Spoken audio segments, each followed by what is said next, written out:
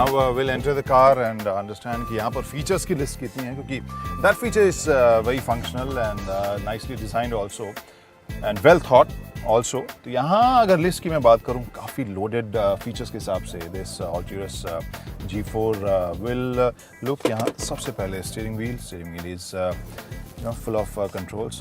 वैसे यहाँ पे 8-way powered seats हैं यहाँ with memory control also, so you can set it इस ऑटो के साथ where 3 different passengers अपने हिसाब से इसको adjust कर सकते हैं और ये कार वो याद रखेगी.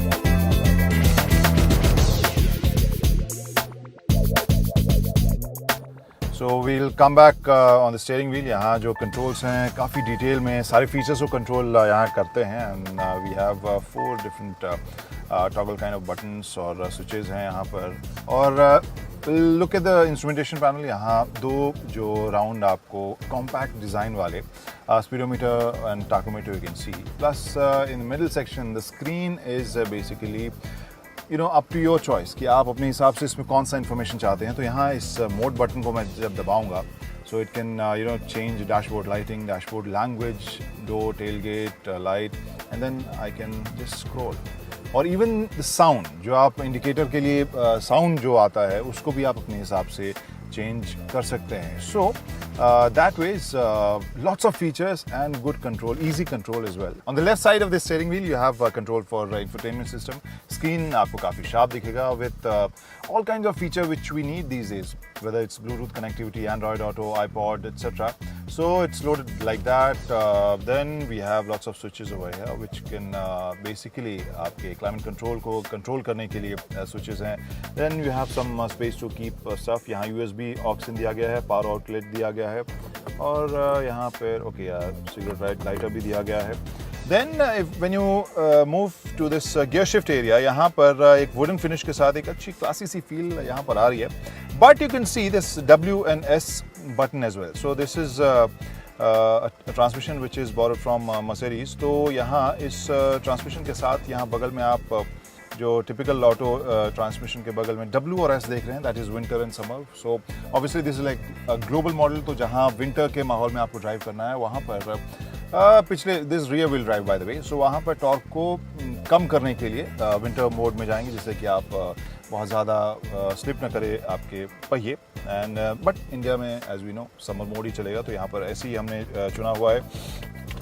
सामान रखने की कुछ और जगह यहाँ पर कप होल्डर्स दिए गए हैं, एस्ट्रे दिया गया है और ये 4 व्हील टू 2 व्हील में जो शफल है वो भी एक नॉब के ज़रिए आप कर सकते हैं. Very easy to do.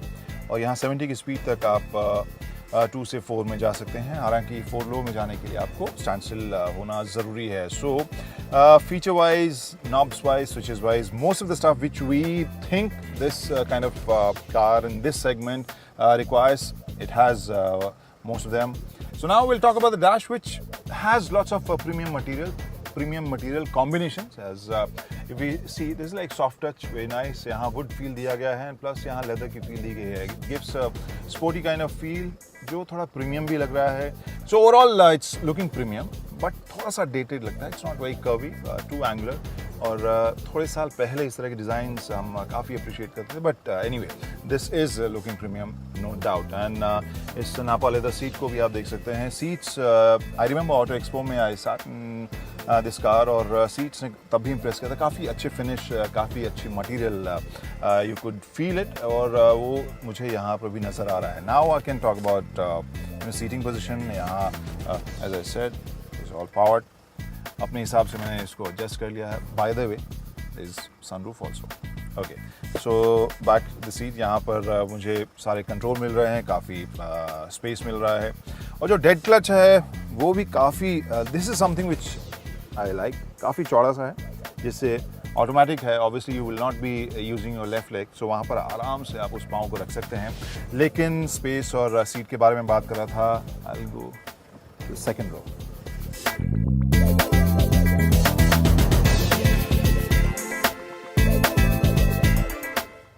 Dimension wise, this is bigger as far as previous Rexton is concerned when we compare it with that car, and I can feel काफ़ी चौड़ी सी है.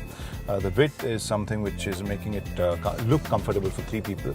बीच वाले सीट में the backrest obviously won't be very comfortable. तो 2 लोगों के लिए काफ़ी आरामदेह मुझे लग रही है. Third person width के हिसाब से it is comfortable and even the floorboard it is almost plain. So that way it's comfortable. हाँ, backrest is not that great. Now we'll check the third row क्योंकि ये तो इंडिया में काफ़ी important होता है.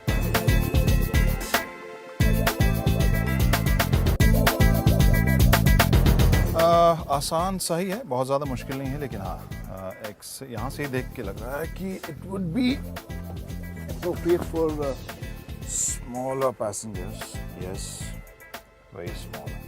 So access is not very intuitive, not very comfortable, but yeah, it's functional. और यहाँ बैठकर I can definitely say कि this is meant for very small passengers. क्योंकि यहाँ average Indian height के हिसाब से भी if I say, so it's not only about the seat height or the space or leg space, even space यहाँ पाँव के लिए आपको कम मिलेंगे और headroom भी कम मिलेगा. Basic comfort वाला ये third row है. यहाँ you have AC vent as well. So comfortable है लेकिन छोटे passengers के लिए. That was Mahindra Alturas G4 test drive. Now let's take a look at the competition.